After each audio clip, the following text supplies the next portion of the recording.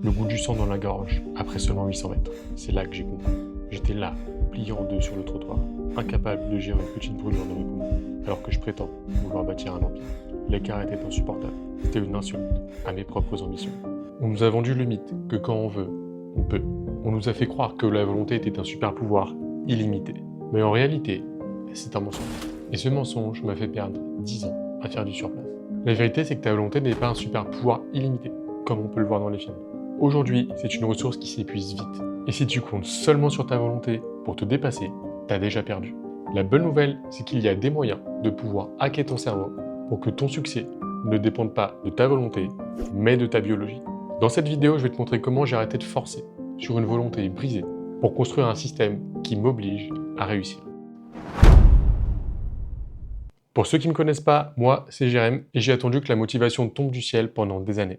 J'ai attendu de croire en moi pour oser et de me sentir prêt pour pouvoir commencer. Et résultat, c'est que j'ai fait du surplace pendant 10 ans. Ce que j'ai compris ces dernières années à travers mes challenges, c'est qu'on essaye tous de piloter une machine dont on n'a jamais lu la notice. On nous parle de mindset à longueur de journée, mais on oublie que derrière nos pensées, il y a une réalité biologique qui ne se négocie pas. Et aujourd'hui, on va regarder ce qui se passe réellement sous le capot. Je vais t'expliquer comment j'ai arrêté de me battre contre mon cerveau malgré moi pour enfin le mettre au service de mes ambitions. Et tu vas voir qu'au final, c'est pas une question de courage, c'est plus une question de mécanique. Bon, ok, pour mieux t'expliquer mes propos, reprenons depuis le début. Tout a commencé le 5 août 1994. Quoi qu'on n'a pas spécialement besoin de remonter aussi loin. Pendant les 27 premières années de ma vie, j'ai manqué de confiance en moi. Je n'osais pas être pleinement moi, je n'osais pas vivre pour moi comme je voulais réellement le faire. Et ça m'a amené à penser que j'avais pas suffisamment de volonté, pas suffisamment de discipline pour faire ce dont je rêvais secrètement. Parce que oui, secrètement, parce qu'à l'époque, je n'osais même pas en parler. En 2021, quand j'ai décidé de changer à force de mal-être dans ma vie et dans ma peau, j'avais tout misé sur ma volonté de vouloir changer. Poussé par plusieurs mal-être, ça m'a plutôt bien réussi au début. Seulement voilà, une fois le mal-être disparu, une fois que je me sentais mieux dans ma peau, une fois que je me sentais mieux dans ma vie, j'ai décidé de me lancer différents challenges pour pouvoir identifier et repousser mes limites. Et c'est à ce moment-là que j'ai vu que la volonté seule ne suffit plus. Pour te l'imager simplement, je pense qu'on a tous envie de gagner plus d'argent, d'être riche, voire même d'être multimillionnaire ou multimilliardaire. Et pour certains d'entre nous, c'est quand même une volonté très forte de vouloir être plus riche. La problématique, c'est qu'en se reposant seulement sur la volonté, ça peut être tellement décorrélé de notre vie d'aujourd'hui qu'au final, on ne sait même pas par où commencer, on ne sait même pas par quoi attaquer. Et au final, ça en fait seulement une envie. Un rêve ou voire même une hallucination. Parce que nous ne savons pas passer de notre vie actuelle à la vie qu'on a en tête. Et c'est à ce moment-là que les biais psychologiques et biologiques commencent à jouer contre toi. Je sais pas toi, mais moi de mon côté, à l'école, quand j'avais un devoir à rendre dans un mois, à 99% du temps, je m'y prenais 2 jours avant. La distanciation temporelle, c'est exactement ça. Avoir des objectifs vagues dans longtemps, c'est beaucoup trop abstrait pour notre cerveau. Et à ce moment-là, il se dit qu'il a le temps et qu'il pourra le faire plus tard. Parce que lui, il préfère la récompense immédiate. Et faire à peu près tout ce que tu as à portée de main, ce sera plus immédiat que de vouloir construire un objectif vague pour dans longtemps. Donc le canapé et le scroll, pour moi, dans mon cas, ça marche plutôt bien en récompense immédiate. Comme je te l'ai dit dans l'intro, au début, on pense qu'on peut tout miser sur notre volonté. Parce qu'on pense que c'est une ressource inépuisable et qu'avec ça, on pourra déplacer des montagnes. Au moment où je te tourne cette vidéo, on est début février. Et je sais pas où en sont tes bonnes résolutions de l'année, mais je peux t'assurer que dans les salles de sport, il commence à y avoir beaucoup moins de monde. Et en vrai, je juge pas. Parce que comme tu le sais, je t'en ai parlé dans la vidéo précédente, l'année dernière, j'ai tout misé sur ma volonté pour pouvoir changer de vie. Et bah, si tu as vu la vidéo, tu sais que j'ai lamentablement foiré. Et ici, bien que ce soit concret, c'est qu'on voit grand, très grand même. Et c'est vraiment cool de voir très grand, parce que comme le dit Will, Si tu as un rêve, tu dois le protéger. Si tu veux vraiment quelque chose, t'as qu'à te battre. le truc c'est qu'entre ton grand projet et ce qu'on peut faire chaque jour, il va te manquer des étapes intermédiaires pour pouvoir kiffer chaque jour que tu passes à travailler sur tes projets. Un peu comme si tu cherchais à prendre un shot de dopamine régulièrement en travaillant sur ton projet. Parce que c'est exactement ça en fait, c'est pas du tout un petit peu, c'est exactement ça. Par exemple, dans mon projet de devenir un enduroman, j'ai découpé en différentes phases avec marathon, ultra trail, triathlon, Ironman, pour pouvoir à terme m'amener à l'enduroman. Si en 5 ans je cherchais à faire une seule course, bah, ça aurait été un peu moins agréable au quotidien. Là j'ai déjà quelques courses à mon palmarès, et c'était vraiment cool de les préparer et de pouvoir vivre ces expériences à travers le monde et les rencontres que j'ai pu faire. Bon après on me dit souvent, ouais mais moi tu sais, je suis pas discipliné. Et en vrai, t'as le droit de le penser. mais je suis à peu près sûr que tous les jours, tu fais des trucs que tu aimes. Tu manges, tu regardes des séries, tu joues. Donc en vrai, on voit que tu es déjà discipliné sur ce que tu aimes et ce qui t'apporte un gain immédiat. Le truc, ça va être de voir le gain immédiat dans tous les domaines que tu veux développer. Et c'est exactement ce qu'on voit dans la deuxième partie de cette vidéo. Notre cerveau est fait pour nous garder en vie. Bon ok, ça c'est pas contre toi et c'est plutôt cool, je dois bien te l'accorder. Par contre, là où il joue contre toi, c'est que pour nous garder en vie, il cherche à nous garder dans une zone connue, une zone sûre, stable, confortable et prédictible. Parce qu'il déteste l'inconfort, simplement parce que c'est beaucoup trop risqué pour notre survie. Clairement, je pense qu'on peut dire que notre biologie fait une insurrection à notre volonté. Et la problématique, comme on l'a vu, c'est que la volonté perd souvent. Et dans notre monde où on a accès à quasiment tout, facilement et rapidement, combattre cette insurrection pour affronter l'inconfort, bah, c'est pas si simple que ça. Je sais ce que tu dis là. Moi, je finis à 21h et je suis rincé de ma journée. Mais stop, c'est exactement ce que je te dis. C'est ton cerveau qui te murmure que tu es mieux dans ta zone de confort plutôt que de chercher à avancer. Maintenant qu'on en est là, tu as un choix simple qui s'offre à toi.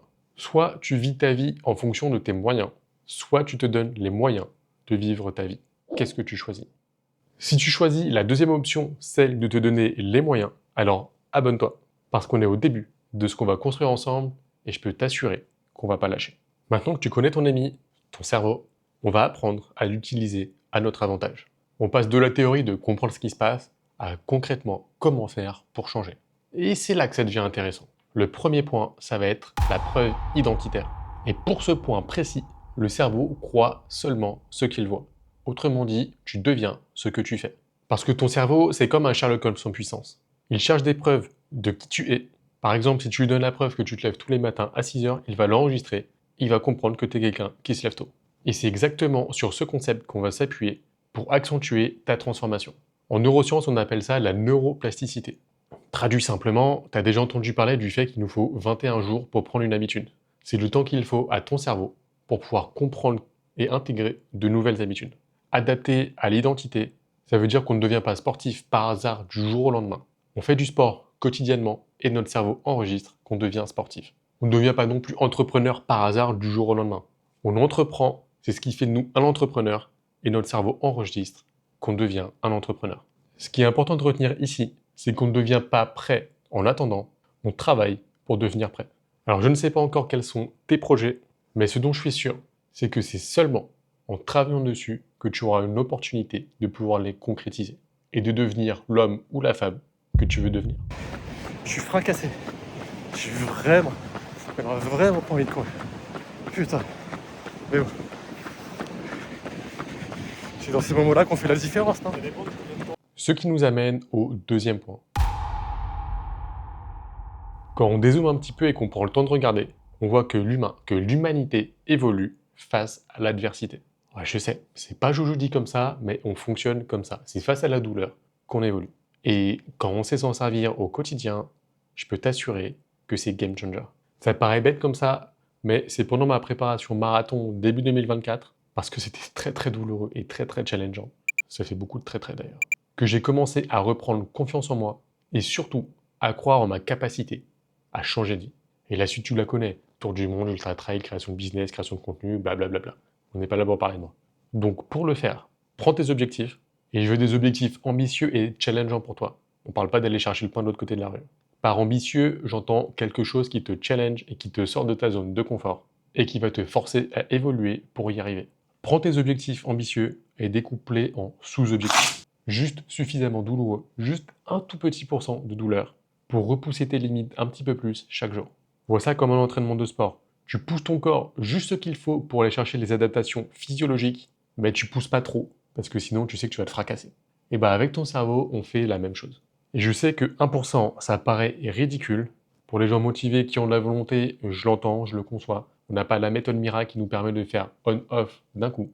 Mais je peux t'assurer qu'en travaillant et en repoussant tes limites 1% chaque jour, au bout d'un an, tu iras beaucoup plus loin que quelqu'un qui cherche à faire de 0 à 100 d'un coup, parce qu'il va se fracasser et il n'y arrivera pas. Et c'est avec cette méthode progressive qu'on pourra réduire l'écart entre là où on en est aujourd'hui et notre ambition. Et bah, ça va se rapprocher de plus en plus. Je fais comme ça parce que c'est pas notre ambition qui est réduite, hein. C'est nous qui avançons vers l'ambition. Bon, avec l'exemple de la prépa marathon, je pense que tu as compris que pour moi, le 1% douloureux, c'était d'aller courir. Parce que j'aime pas courir. Mais j'aime beaucoup l'idée de faire des courses, j'aime beaucoup l'idée de faire l'enduroman. Et le 1% par jour qui me permet de faire mes entraînements, qui me permet de pouvoir devenir le sportif accompli, pouvant faire les courses que je vise, ça c'est vraiment stylé. Mais c'est surtout ça qui me challenge au quotidien. Et accessoirement, oui, qui m'a fait voir que j'étais capable de plus que ce que je pensais. Je sais que 90% d'entre vous vont regarder la vidéo, la fermer et ne rien changer par la suite. Pour les 10% restants, ceux qui ont compris que c'est une guerre contre notre cerveau, j'ai préparé un pack d'outils complet pour te permettre de hacker ton cerveau, pour reprendre le contrôle, pour pouvoir devenir la personne que tu veux devenir. C'est cadeau et c'est seulement pour les personnes qui veulent avancer. Et le lien est disponible en description. Arrivé là, on a vu ce qui se passe quand on se repose seulement sur la motivation. On a commencé à voir comment hacker ton cerveau pour qu'il puisse servir tes ambitions. Et tu es censé avoir téléchargé ton pack d'outils pour reprogrammer ton cerveau et aller plus loin que ce que je te dis dans cette vidéo. Mais il reste encore une question primordiale. Pourquoi chercher à se dépasser? Pourquoi chercher à faire tout ça? Alors que le canapé et Netflix, c'est quand même vachement confortable, tu vois. Ici, la réponse dépend de chacun d'entre nous. Je n'ai pas la réponse pour toi. Mais parce que je suis généreux avec toi, je vais t'aider à la trouver. Commence par prendre une feuille. Imagine-toi à 90 ans et note ce que tu regretterais de ne pas avoir réalisé. Encore une fois, on ne parle pas d'aller chercher le pain. Je veux un truc qui te ferait vraiment chier, viscéralement chier, si tu l'as pas fait. Et surtout, garde en tête qu'il n'y a pas de petit challenge, il n'y a pas de grand challenge. Il n'y a pas de petits rêves, il n'y a pas de grands rêves non plus. Il y a seulement des challenges et des rêves qui conviennent à chacun d'entre nous. Ce qui compte, c'est que ça te convienne à toi et seulement à toi. Parce que je suis à peu près sûr que si on inverse ma vie avec n'importe lequel de mes amis, aucun de nous deux va être content. Je ne vais pas être content dans sa vie, il ne va pas être content dans la mienne. Pourtant, on kiffe chacun nos vies respectives. Ils kiffent leur vie, je kiffe ma vie. Ce qui compte, c'est de vivre pour soi. Ce que tu vas noter là, ce sont les premiers points que tu as à gagner, à chercher à te dépasser, à repousser tes limites et à savoir comment hacker ton cerveau pour en faire ton allié. Ok. J'entends d'ici ce que tu peux être en train de te dire. J'ai pas le temps, j'ai des responsabilités, c'est pas fait pour moi. Note que dans 20 ans, il n'y a que tes enfants qui se souviendront que tu as sacrifié tes rêves pour du confort. Et c'est là le dernier point que tu as à gagner. Quel exemple tu veux donner à tes enfants? Le métro boulot dodo subi pendant plus de 40 ans comme une normalité? Ou oser vivre avant tout pour soi, pour ses rêves et pour ses ambitions? Arrivé là, tu as toutes les cartes pour commencer ta transformation. Mais rappelle-toi, on ne dépasse pas ses ambitions par hasard. On les repousse en faisant de notre cerveau un allié, parce qu'on devient ce qu'on fait au quotidien. Et justement, parce qu'une vidéo qui te dit comment faire, c'est bien. Une vidéo qui te montre comment le faire, c'est encore mieux. Dans les prochaines vidéos, je te montre concrètement ce que je mets en place pour pouvoir hacker mon cerveau et repousser mes limites dans différents domaines. Principalement, on parlera de natation, parce que je suis une brique et j'ai la Manche à traverser. Et une brique, ça ne traverse pas la Manche. Donc j'ai quand même pas mal de taf là-dessus. Donc au programme de ce prochain vlog, comment définir ses habitudes, comment traquer ses habitudes, comment continuer à hacker son cerveau au quotidien pour rester focus sur nos projets. Et pas mal d'autres choses, mais ça, tu découvriras dans la prochaine vidéo. Alors maintenant, c'est à toi de décider entre ta discipline confortable au quotidien, à manger, regarder la télé, jouer, ou à choisir la discipline inconfortable actuellement, mais qui te permettra de pouvoir t'épanouir et de réaliser ce que tu veux réaliser dans ta vie. Parce que finalement, que tu t'en crois capable ou non, dans les deux cas, tu as raison. Si tu as envie de continuer d'apprendre à repousser tes limites, sache qu'on est tous les deux au début d'une expérience qu'on va pouvoir construire ensemble. Alors abonne-toi pour qu'on puisse avancer ensemble et rappelle-toi que tu as un pack d'outils pour reprogrammer ton cerveau disponible en bio. Je te laisse là pour cette vidéo, je te dis à la prochaine. D'ici là, prends soin de toi et rappelle-toi que c'est ta vie, ton esprit et tes limites. Ciao!